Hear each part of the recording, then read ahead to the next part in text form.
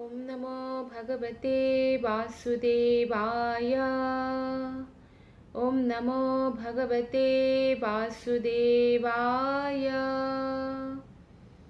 ॐ नमो भगवते वासुदेवाय। नारायणं नमस्कृत्य नरं चैव नरोत्तमं देवीं सरस्वतीं व्यासं ततो जयमुदीरयेत्। नष्टप्रायेषु अभद्रेषु नित्यं भागवत सेवया भगवतीरुत्तमश्लोके भक्तिर्भवति नष्टिके। ग्रंथराज श्रीमद् भागवतम की जय, श्रील प्रभुपाद की जय, गुरु महाराज की जय। तो आज श्रीमद् भागवतम के सेकंड स्कंध अध्याय 7 श्लोक नंबर 31 से हम पढ़ेंगे। श्लोक नंबर 31। नंदं च मोक्षति भयात् वरुणस्य पाशात् गोपान् बिलेषु पिहितान् मयसूनुना च अह्न्यापृतं निशिशयानमति श्रमेण लोकं विकुण्ठमुपनिष्यति गोकुलं स्म। अनुवाद और तात्पर्य श्रील प्रभुपाद के द्वारा। श्रील प्रभुपाद की जय। अनुवाद। भगवान श्री कृष्ण ने अपने पिता नंद महाराज को वरुण के भय से बचाया और ग्वाल बालों को पर्वत की कंदरा में से, जहाँ मय के पुत्र ने उन्हें बंदी बनाकर रखा था, मुक्त किया।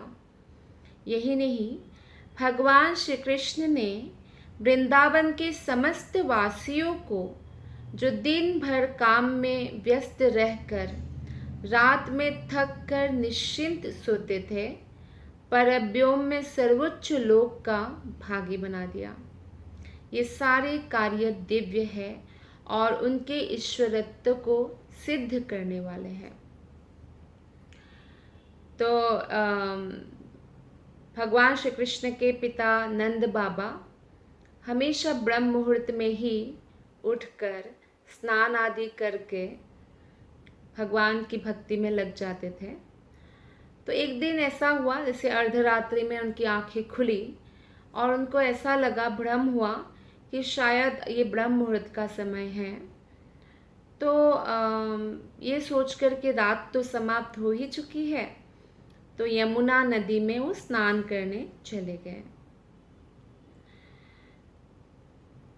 तब जो है वरुण देव जो है, उन्होंने उनको वरुण लोक लेके गए और उनकी एक्चुअली इच्छा थी वरुण देव का कि वो भगवान श्री कृष्ण का दर्शन करें। फिर भगवान श्री कृष्ण गए उनके पिता को वरुण के लोक से लाने के लिए, छुड़ाने के लिए।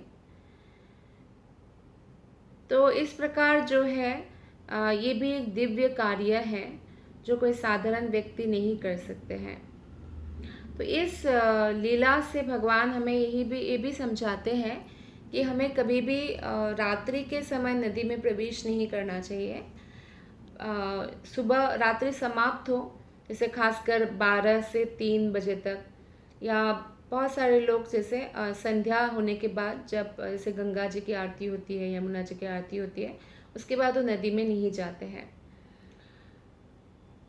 दूसरा ये भी कारण है कि ये जो भी शास्त्र में कारण बताया गया है, ये आध्यात्मिक जो कारण बताया जाता है वो भौतिक जीवन के लिए भी बहुत सटीक होता है।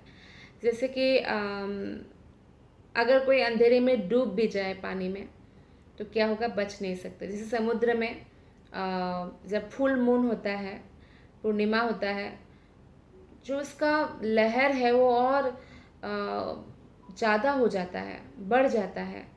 तो इस तरह से जो है हमें शास्त्रों के नियमों का पालन करना चाहिए। तो यहाँ पे बाकी दूसरा उदाहरण दिया है कि भगवान के जो ग्वाल बाल थे, जो भगवान के साथ खेलते थे, उनको एक बार एक असुर ने एक गुफा में बंदी बना दिया था। तो भगवान श्री कृष्ण ने ही उनको बचाया। तो वास्तव में वृंदावन के जितने भी निवासी हैं, सभी लोग निरंतर भगवान श्री कृष्ण के स्मरण करते हैं, चिंतन करते हैं और भक्ति योग की समाधि में निमग्न रहते हैं। भगवत गीता के 6th चैप्टर जो ध्यान योग पर है, उसमें भगवान श्री कृष्ण बताते हैं कि मन अगर हमारा इधर उधर भागे भी तो मन को वहाँ से खींचे और हमें भगवान की सेवा में लगा कर रखना चाहिए। इसी को तपस्या कहते हैं या भगवान का ध्यान कहते हैं। तो जो ब्रजवासी थे, उनका मन कृष्ण से हट कर के जाते ही नहीं थे। और जब हम अपना मन कृष्ण में स्थिर कर देते हैं तो बाकी जगहों पर भी हमारा मन कंसंट्रेट हम कर पाते हैं। जैसे फॉर एग्जाम्पल एक आम स्टूडेंट जो है वो मन की विचलन से बहुत परेशान रहेगा और बहुत मुश्किल से उसका मन जो है वश में आके वो पढ़ पाएगा। लेकिन अगर कोई बच्चा कृष्ण भक्त बन जाता है, क्योंकि उनका मन निरंतर कृष्ण में स्थित है, किसी और चीज़ों में नहीं भटकता है, तो स्थिर मन और शांत मन होने के कारण वो पढ़ाई भी बहुत कंसंट्रेट होकर कर पाएगा। जो पढ़ाई करने में लोगों को बहुत समय लगेगा, उसको बहुत कम समय में वो हो जाएगा। इसका कारण है मन बहुत पावरफुल हो जाता है जब मन कृष्ण में स्थित हो जाता है। तो इसलिए जो ब्रजवासी थे, उनका मन पूर्णतया दिव्य थे और निरंतर कृष्ण का चिंतन करते थे और इस प्रकार वो भक्ति योग की समाधि में निमग्न रहते हैं। ध्यान योग में जब कोई समाधि में जाते हैं तो एकदम बोलते हैं ना, पहाड़ या पर्वत के वहाँ पे जंगल में जाकर स्थिर बैठकर एक स्पेशल आसन में बैठना होता है और मन को वश में करना होता है और बहुत सारा प्रोसेस, अष्टांग योग की प्रोसेस के बाद उनकी समाधि लगती है। लेकिन भक्ति योग में कोई भी व्यक्ति निरंतर कृष्ण के सेवा में खुद को व्यस्त रखते हुए, भले ही आंखें बंद हो, आंखें खुली हो, घर में हो चाहे वन में हो, चाहे बैठे हो चाहे सोए हो, वो समाधि में ही रहता है। तो इसलिए उनको कोई भी भौतिक कष्ट का भय नहीं होता। भगवत गीता में इसकी पुष्टि की गई है कि दिव्य प्रेम वश पूर्णतः आत्मसमर्पण करके भगवान की संगति में रहने से मनुष्य को सांसारिक कष्टों से मुक्ति मिल जाती है। तो संसार में बहुत सारा कष्ट है। कई लोग सोचते हैं कि मरने के बाद कष्ट खत्म हो जाएगा, लेकिन कोई भी शरीर छोड़ने के बाद आत्मा को दूसरा शरीर प्राप्त होता है, उसमें भी और कष्ट मिलता है। जितना कष्ट हमारे भाग्य में निर्धारित हो गया है हमारे ही पूर्वजन्मों के कर्म के अनुसार, भाग्य भी हमारा पूर्वजन्मों के कर्म के अनुसार बनता है, तो उतना तो मिलना ही है, चाहे वो कितनी बार भी मरे, कितनी बार भी शरीर धारण करे। तो इसलिए कष्टों से मुक्ति अगर हम चाहते हैं तो उसके लिए मरने की ज़रूरत नहीं है। जब हम भगवान के चरण कमलों में अपने मन को पूरी तरह स्थित कर देते हैं तो सांसारिक कष्ट का अनुभव हमें नहीं होता है। जैसे कोई एकदम टूटा फूटा गाड़ी में ट्रेवल कर रहा हो और कोई मर्सिडीज़ बेंज में ट्रेवल कर रहा हो, रास्ता एक ही है लेकिन एक को झटका नहीं लगता है इतना, और लगता भी है तो इतना सीवियर नहीं है कि उनको कुछ तकलीफ़ हो जाएगा, हल्का सा झटका लगता है अच्छी गाड़ी में, अच्छी कार में, और एक एकदम खटारा टूटा फूटा गाड़ी में बहुत झटका लगेगा, है ना। तो उसी प्रकार से जब मन कृष्ण में स्थित रहता है तो सांसारिक कष्ट तो हमेशा रहेगा ही, सबके लिए है, लेकिन हमें झटका नहीं लगता है। और लेकिन अगर भक्ति में नहीं होंगे तो बहुत बड़ा बड़ा झटका लगेगा, और इतना बड़ा कि लोग प्राण तक त्याग सकते हैं। तो इसीलिए यहाँ पे कहा गया है कि जो पूर्णतः भगवान कृष्ण के प्रति समर्पित हो जाते हैं और भगवान की संगति में रहते हैं, उन मनुष्य के शारीरिक कष्टों से उनको मुक्ति मिल जाती है। यहाँ स्पष्ट उल्लेख है कि वृंदावन के वासी दिन भर कठिन परिश्रम करते थे और फिर चैन के नींद सोते थे। तो वो उनको ऐसे पूजा या कुछ ऐसा पुजारी की तरह दिन भर पूजा करते नहीं रहते थे। वो लोग दैनंदिन जीवन का जो कार्य है वो करते थे, लेकिन फिर भी क्योंकि वो कृष्ण की ही सेवा में लगे हुए हैं, इसलिए उनको बाद में क्या मिलता है? गोलक धाम मिलता है, भगवान कृष्ण के लोक मिलता है। तो आध्यात्मिक कार्य में निमग्न रहना इसलिए बहुत इम्पोर्टेंट है। उनका हर कार्य आध्यात्मिक होता है क्योंकि वो कृष्ण के लिए ही होता था, सारे ब्रजवासियों के कार्य। तो अगर हमारे कार्यों के भी केंद्र बिंदु कृष्ण हो तो क्या है, फिर भौतिक कार्यों का जो बंधन होता है वो हमें नहीं बांधेगा। और आध्यात्मिक हर एक कार्य को आध्यात्मिकीकरण करना हमें आना चाहिए। यानी कोई भी हम कार्य करें शास्त्रों के हिसाब से करें, कृष्ण की प्रसन्नता के लिए करें, तो इस प्रकार हमें आध्यात्मिक शक्ति प्राप्त होता है। भक्ति योग पद्धति का यही लाभ है। मनुष्य को चाहिए कि वो हर कार्य भगवान के निमित्त करे और इस प्रकार उसके संपूर्ण कार्य कृष्ण के विचार से संतृप्त होंगे और इस प्रकार उनको समाधि लग जाएगी। श्लोक नंबर 32। गोपीर्मखे प्रतिहते ब्रज विप्लवाय देवेभिवर्षति पशून् कृपया रिरक्षुः धर्तोच्चिलिन्धमिव सप्तदिनानि सप्त वर्षो महीधमनघै ककरे सलीलम्। अनुवाद। जब वृंदावन के ग्वालों ने श्री कृष्ण के आदेश से स्वर्ग के राजा इंद्र को आहुति देना बंद कर दिया तो लगातार 7 दिनों तक मुसलधार वर्षा होती रही और ऐसा लग रहा था मानो सारी ब्रजभूमि बह जाएगी। तब केवल 7 वर्ष की आयु वाले श्री कृष्ण ने ब्रजवासियों पर अपनी अहेतुकी कृपावश अपने एक हाथ से गोवर्धन पर्वत को उठा लिया। ऐसा उन्होंने वर्षा से पशुओं की रक्षा करने के लिए ही किया। तो वृंदावन वासी वर्षा के लिए एक यज्ञ का आयोजन कर रहे थे। तो भगवान श्री कृष्ण ने उनको रोका और कहा कि इंद्र को आहुति देने के बदले आप गोवर्धन पर्वत को आहुति दीजिए, क्योंकि गोवर्धन पर्वत में ही हमारे गैया जो है घास खाती है और पलती है। तो फिर कृष्ण देखिए 7 साल का बालक था। अगर घर में कोई ऐसे बातें करे तो क्या घर के कोई भी मानेंगे इस बात को? लेकिन कृष्ण भगवान हैं और उनकी बातों का अलग जो है महत्व है। और भले ही वो बहुत छोटे थे, लेकिन सबको ब्रजवासियों को उनसे इतना प्रेम था कि सब लोग उनकी बातों से सहमत हो गए, उनके तर्क से सहमत हो गए और उन्होंने इंद्र को आहुति देना बंद कर दिया। तो इंद्र को इससे बहुत क्रोध आया और इंद्रदेव ने शामंतक बादल को भेजा, जो प्रलय के समय यूज़ किया जाता है ऐसा बादल। और आप सोचिए ऐसे बादल से जब बारिश होगी, कितना ज़्यादा बारिश होगी और ऐसा लग रहा था कि पूरा वृंदावन बह जाएगा।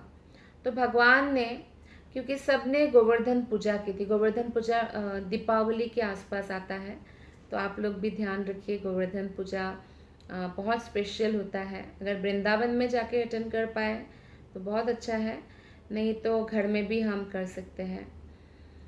तो गोवर्धन पर्वत की पूजा करते हैं इसमें। और फिर कई लोग जैसे कि हलवा से ही छोटा सा पर्वत घर में बना लेते हैं, फिर उनकी आरती करते हैं। और गोवर्धन पर्वत को कृष्ण ही के रूप में पूजा किया जाता है, क्योंकि भगवान ने अपना विस्तार कर लिया था और गोवर्धन पर्वत में अपना विस्तार करके उन्होंने ही सारा आहुति ग्रहण किया था ब्रजवासियों से। तो बहुत सारे लोग हैं जो घर में गोबर से बनाते हैं, या गोबर नहीं है तो इसे हलवा बना लिया, तो हलवा से छोटा सा पर्वत बना लेते हैं, उसमें सजा देते हैं और फिर आरती आदि करते हैं, परिक्रमा करते हैं, भोग लगाते हैं। तो इस तरह से भी कोई कहीं भी नहीं जा सके तो घर में भी मनाया जा सकता है। कीर्तन करे कृष्ण का, हरे कृष्ण महामंत्र का कीर्तन करे। तो इस तरह गोवर्धन पूजा का बहुत महत्व है। कृष्ण की बहुत कृपा प्राप्त होता है। हमें जो भी फेस्टिवल आता है जैसे जन्माष्टमी, गोवर्धन या कार्तिक का पूरा मंथ, ये बहुत स्पेशल दिन है। तो हम भगवान की कृपा भर भर कर प्राप्त कर सकते हैं। तो ऐसा मुसलधार वर्षा होती रही, ऐसा लग रहा था मानो सारी ब्रजभूमि बह जाएगी। तब कृष्ण का उम्र कितना था? सिर्फ 7 साल। और 7 साल में उन्होंने अपना जो है हाथ में, वो भी हाथ की सबसे छोटी वाली उंगली में गोवर्धन पर्वत को उठा लिया और समस्त ब्रजवासियों को और पशुओं की, गायों की रक्षा किया। तो बच्चे जो होते हैं, आप देखते हैं बच्चे लोग, जैसे कि वो मशरूम होता है ना, मशरूम छोटा सा छाता जैसा होता है, तो उसको खेल खेल में आसानी से उठा लेते हैं। लेकिन कृष्णा ने मशरूम जैसे ही विशाल गोवर्धन पर्वत को ऐसे आसानी से खेल खेल में उठा लिया। और इस प्रकार हम देख सकते हैं कि भगवान कृष्णा हालांकि बालक का लीला कर रहे हैं, पर वो भगवत्ता का भी प्रदर्शन करते रहते हैं। तो इसलिए कोई भी भगवान का अवतार कहे, अगर वो शास्त्र में उल्लेख नहीं है तो हमें मानना नहीं चाहिए, क्योंकि भगवान की भगवत्ता, गोवर्धन पर्वत उठाना और वरुण देव से जैसे कृष्ण ने बचाया अपने पिता को, इन सब में दिखता है। वास्तव में यदि कोई भगवान श्री कृष्ण की सेवा में निरत रहे तो देवताओं को बलि देने की आवश्यकता नहीं है। कोई अगर कृष्ण की पूजा ना करे तो कृष्ण के जो एडमिनिस्ट्रेटिव ऑफिसर्स हैं, कृष्ण के ही सेवक हैं भौतिक जगत का मैनेजमेंट को देखने के लिए, तो उनको सेवा करने की आवश्यकता है। लेकिन कोई अगर कृष्ण की पूजा कर रहे हैं तो ये आवश्यकता नहीं होती है, क्योंकि कलयुग में केवल कृष्ण की पूजा करके, हरे कृष्ण महामंत्र की जप करके ही हम समस्त पुण्य को प्राप्त कर सकते हैं। ये कलयुग का जो है महान गुण है। इसलिए परीक्षित महाराज ने कलयुग को नहीं मारा या हमेशा के लिए समाप्त नहीं किया। जैसे कि हम अगर खाए कुछ और हम अगर अच्छा हेल्दी खाएं तो हमारा शरीर निरोगी रहता है और शरीर पेट तो भर जाता ही है, पेट के साथ साथ क्या होता है, पूरा अंग प्रत्यंग भी सबल और जो है क्या बोलते हैं, एनर्जेटिक, बहुत ज़्यादा वो बल का अनुभव करता है और स्वास्थ्य अच्छा अनुभव करता है। तो ऐसा होता है। ठीक उसी प्रकार जब हम भगवान श्री कृष्ण की पूजा करते हैं तो ऑटोमेटिकली समस्त देवताएं, ग्रह, नक्षत्र, समस्त जीवात्माओं, सबको जो है संतुष्टि मिलती है। तो इसलिए वैदिक साहित्य में जो है देवताओं की संतुष्ट रखने के लिए यज्ञों का जो विधान है वो याजक के लिए एक प्रकार की प्रेरणा है कि उच्चतर अधिकारी, क्योंकि मनुष्य से ऊपर देवता है, हम देवताओं की कभी अनादर नहीं कर सकते हैं। तो वेदों में जो उल्लेख है ये सिखाने के लिए कि आप अपने से जो उच्च है उनका उपस्थिति का आपको पता होना चाहिए और उनके प्रति हमेशा कृतज्ञता का भाव होना चाहिए, इसलिए यज्ञ का विधान है। श्री भगवान के द्वारा भौतिक कार्यों के नियंत्रण हेतु देवताओं की नियुक्ति किया जाता है और भगवत गीता के अनुसार यदि कोई देवता की पूजा करता है तो इसे परमेश्वर पूजन की अप्रत्यक्ष विधि माना जाता है। तो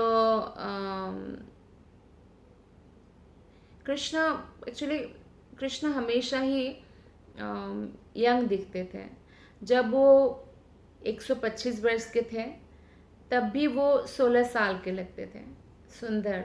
और 16 साल के ऐसा नहीं कि जो मनुष्य के बालक 16 साल का एकदम कोमल सा, और वैसा नहीं, एकदम सुंदर और आकर्षक पुरुष वैसा लगते हैं।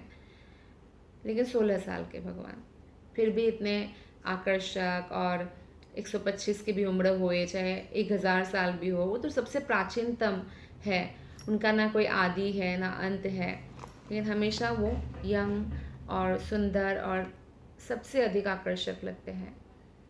तो ये देवतागण भगवान के द्वारा ही नियुक्त किया गया है। तो यदि कोई देवता की पूजा करता है तो भगवत गीता कहते हैं वो भगवान की एक्चुअली अप्रत्यक्ष विधि से या त्रुटिपूर्ण ढंग से पूजा करते हैं। भगवान स्वयं कहते हैं ये बात।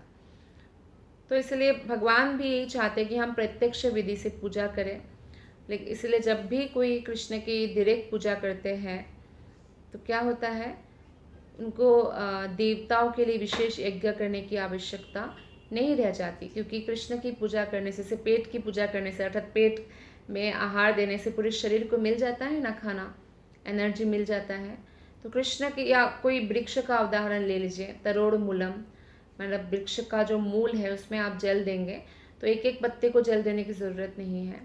ठीक उसी प्रकार से कृष्ण की जब आप पूजा कर रहे हैं तो देवताओं की पूजा करने की आवश्यकता नहीं रह जाती, क्योंकि देवताओं को उनका पूजा मिल जाता है, क्योंकि कृष्ण मूल है सबका। इसलिए देवतागण वैष्णवों से बहुत प्रेम करते हैं और उनकी सहायता भी करते हैं।